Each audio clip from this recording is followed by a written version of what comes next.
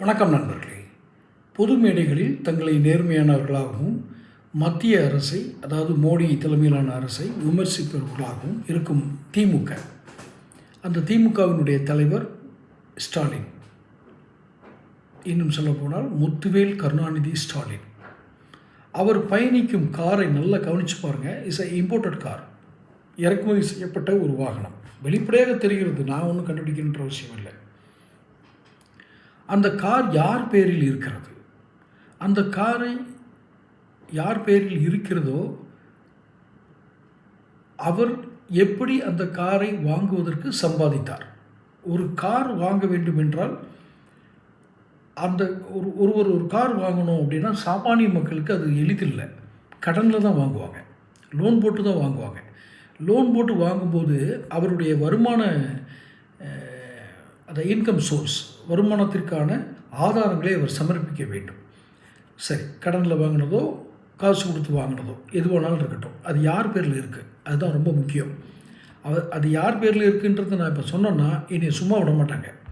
ரொம்ப வெளிப்படையாக சொல்கிறேன். காவல்துறை, அரசு அதிகார மையங்கள்,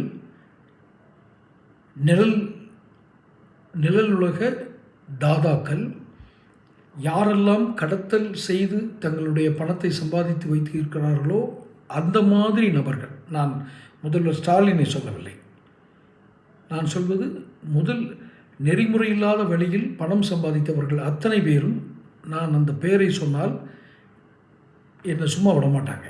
இவ்வளோ பெரிய ஆபத்து இருக்கிற ஒரு விஷயத்தை நான் வீடியோவில் சொல்கிறேன். ஆனால் அந்த பெயரை சொல்வதில் எனக்கு பயம் இல்லை, ஆனால் தயக்கம் இருக்கிறது. காரணம், அவர்கள் தங்களை காப்பாற்றிக்கொள்ள எந்த எல்லைக்கும் செல்பவர்கள். யார்? திமுக. அதை வெளிப்படையாக சொல்கிறேன், எந்த எல்லைக்கும் செல்வார்கள். அதற்கு பல உதாரணங்கள் இங்கே இருக்கிறது. நான் ஒன்றும் அதை நான் சொல்லணுன்ற அவசியம் இல்லை, பொதுமக்கள் எல்லாத்துக்கும் தெரியும். ஆக இந்த ஸ்டாலின் முதல்வர், தமிழக முதல்வர் முத்துவேல் கருணாநிதி ஸ்டாலின் பயணிக்கும் கார் யார் பேரில் இருக்கிறது, அவர் எப்படி சம்பாதித்தார், அவருடைய வருமான வரி விவரங்களை பொது வெளியில் வெளியிட தயாரா? இல்லை என்றால் குறைந்தபட்சம் இந்த கார் இந்த பேரில் இருக்குது அப்படிங்கிறதையாவது பொது வெளியில் சொல்வாரா? நேர்மையான முதல்வராக இருந்தால் இதை சொல்ல வேண்டும். நேர்மையற்றவராக இருந்தால் இதை தவிர்த்து விடலாம். வழக்கம் போல் கமெண்ட் பாக்ஸில் அள்ளி வீசலாம், மரியாதை குறைவான வார்த்தைகளோடு கமெண்ட் பண்ணலாம். அதுதான் செய்வாங்க அவங்க.